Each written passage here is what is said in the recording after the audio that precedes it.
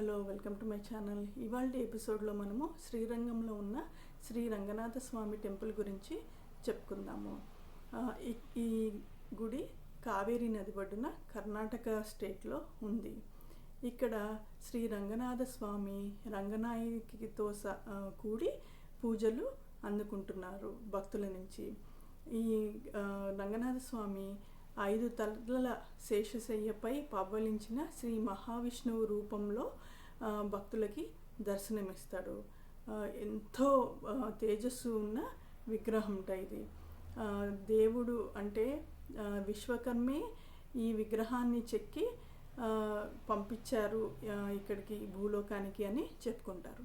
అయితే స్థల పురాణం ప్రకారం ఇక్కడ ఒక కథ ఉంది.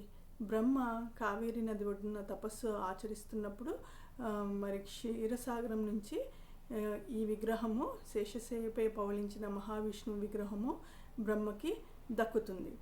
అది సత్యలోకానికి తీసుకెళ్ళి పూజలు చేస్తూ ఉంటాడు. తర్వాత ఇక్ష్వాకు వంశస్థులకి దక్కుతుంది. అక్కడి నుంచి రాముల వారికి అన్నమాట.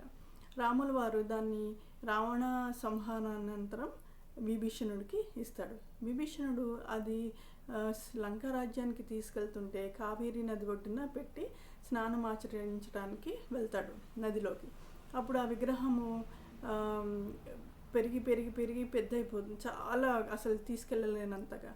అప్పుడు విభీషణుడు అనుకుంటాడు ఇది దైవ సంకల్పం అని చెప్పి పూజాది కార్యక్రమాలు పూర్తి చేసుకుని వెళ్ళిపోతాడు లంకా నగరానికి.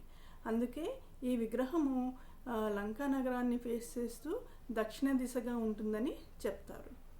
అయితే రంగనాయకి ఇక్కడ ఆయన భార్య అని చెప్పాం కదా, అలాగే మనకి తెలిసిన ఆండాల్ ఈయనని ప్రేమించి ఈయనలో ఐక్యమైపోతుంది.